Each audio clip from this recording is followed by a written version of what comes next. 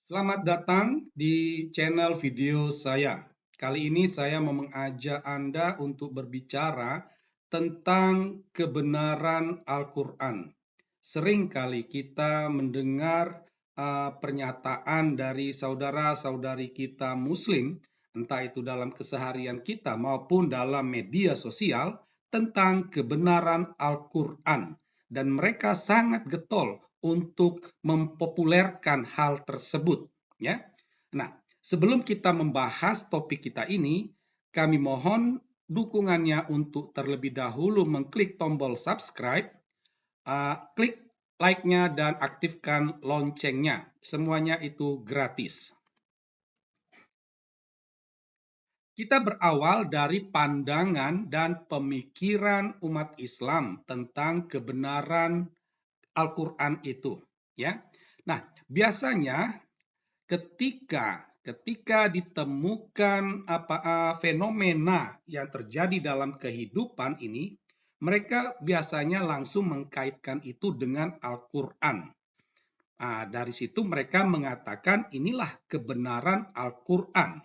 Misalnya, ya, ketika ditemukan dalam madu ada obat, ya, umat Islam langsung mengaitkan itu dengan wahyu Allah, dan inilah mereka katakan kebenaran Al-Quran, ya, itu. Jadi dalam madu ada obat, itu merupakan kebenaran Al-Quran. Karena apa? Karena Allah sudah mewahyukannya.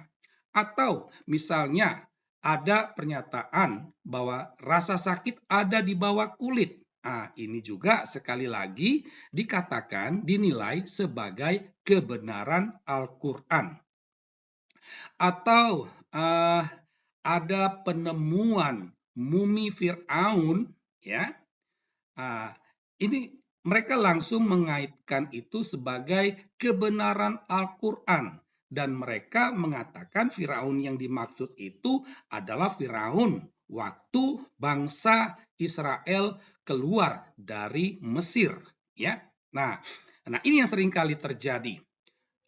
Kita masih bisa mengambil contoh-contoh lain, ya, contoh-contoh lain. Dan sering mereka mengatakan ini merupakan kebenaran Al-Quran. Dan kebenaran Al-Quran ini diidentikan langsung dengan Al-Quran itu benar. Nah, menjadi pertanyaan, apakah logika ini benar? Dapatkah logika ini kita terima dalam akal sehat kita? Menjadi suatu ironisme, ya, bahwa umat Islam ini mengabaikan begitu banyak kesalahan yang ada dalam Al-Quran, ya. Itu ada banyak kesalahan, ya, kesalahan dalam Al-Quran. Kita sebutkan saja 3 contohnya, ya. Misalnya ayat asal hujan, atau ada 9 ayat geosentris, ayat atau wahyu Allah yang mengatakan bahwa matahari beredar, berputar pada orbitnya. Itu. Atau ada begitu banyak ayat-ayat yang menjelaskan bagaimana terjadinya manusia itu. Salah satunya itu dikatakan bahwa manusia itu berasal dari air mani. Itu, ya. Nah, ini kan suatu kesalahan. Karena apa? Kesalahan-kesalahan ini sudah diuji, ya. Itu. Dari ilmu pengetahuan ada perbedaan antara sperma dan air mani. Air mani itu bukanlah sperma. Memang sperma itu ada dalam air mani, tetapi dua hal ini berbeda, ya.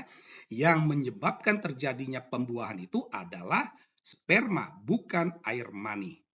Nah, ini semua ini dan masih banyak contoh lain merupakan kesalahan Al-Quran. Jadi, dengan menggunakan logika umat Islam tentang kebenaran Al-Quran, harusnya kita dapat mengatakan bahwa ini mau menunjukkan bahwa Al-Quran tidak benar, ya. Nah, jadi kalau kebenaran Al-Quran itu diidentikan dengan Al-Quran itu benar, maka harus juga dikatakan kesalahan Al-Quran menjadi identik dengan Al-Quran tidak benar. Nah, yang menarik adalah bahwa kebenaran-kebenaran Al-Quran yang seringkali dilontarkan oleh umat Islam itu tidak pernah diuji, ya. Berbeda dengan kesalahan Al-Quran. Kesalahan Al-Quran itu sudah teruji, ya, bahwa hujan itu tidak pernah datang dari langit. Dia harus dari awan, ya. Itu. Bahwa matahari itu tetap bumi yang beredar pada orbitnya. Itu. Bahwa manusia itu merupakan hasil pertemuan sel sperma dan ovum. Ini semua sudah teruji. Sementara kebenaran Al-Quran itu tidak pernah teruji. Ya. Jadi misalnya, dalam madu ada obat, rasa sakit ada di bawah kulit, penemuan mumi Fir'aun. Ya. Semuanya ini dikatakan sebagai wahyu Allah. Kita tahu bahwa wahyu Allah ini turun itu pada abad ke-6 atau 7, ya. Itu wahyu ini turun pada abad itu. Memang sudah teruji dalam madu itu ada obat, bahwa rasa sakit itu ada di bawah kulit. Tetapi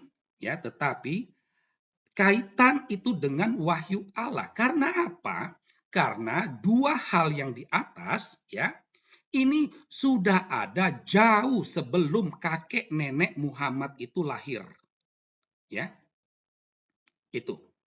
Misalnya soal madu, itu bahwa madu itu mempunyai khasiat sebagai obat, itu sudah ada sejak ribuan tahun sebelum Masehi.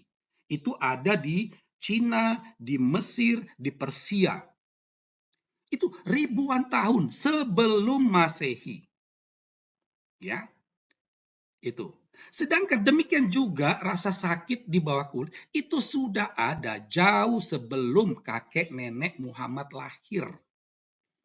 Sehingga kita bisa bertanya, ya, bahwa kebenaran Al-Quran soal madu dan rasa sakit tadi, apakah Allah atau Muhammad mengutip pengetahuan orang? Itu. Jika Muhammad yang mengutip, maka haruslah dikatakan Al-Quran bukanlah wahyu Allah. Demikian juga penemuan mumi. Dengan mudah mereka mengatakan itu merupakan kebenaran Al-Quran. Tetapi pernah tidak diuji Fir'aun yang mumi yang ditemukan itu Fir'aun siapa? Ya, kita sangat menarik mendengar penjelasan dari Bambang Nursena bahwa itu merupakan suatu kekeliruan. Ya, klaim dari umat Islam itu suatu kekeliruan. Dan masih banyak yang dikatakan kebenaran Al-Quran itu tidak pernah diuji. Misalnya, ya, dikatakan bahwa Ka'bah itu adalah makam Abraham atau Ibrahim, tapi tidak pernah diuji. Atau ada potongan ayat Al-Quran, ya, yang disimpan di museum manakah di suatu negara Islam, dikatakan itu asli Al-Quran yang pertama. Tapi pernah tidak diuji dengan uji karbon? Kan sama sekali tidak pernah. Ya. Nah, dari sinilah saya melihat bahwa umat Islam itu dia lebih fokus kepada sesuatu yang menyenangkan hatinya daripada yang tidak. Saya dapat membawa perbandingan sebagai berikut ini, ya. Orang yang waras, orang yang masih realistis, dia akan mengatakan bahwa layar ini hitam dengan satu titik putih. Tetapi cara pandang umat Islam, dia hanya fokus kepada yang putih itu, lalu mengatakan layar ini putih. Nah, itu. Dia hanya fokus kepada kebenaran dan mengabaikan ketidakbenaran atau kesalahan yang ada pada Al-Quran. Jadi di sini tampak jelas umat Islam dia hanya melihat kebenaran saja lalu abai pada ketidakbenaran itu. Demikianlah penjelasan kami. Sekian dan terima kasih.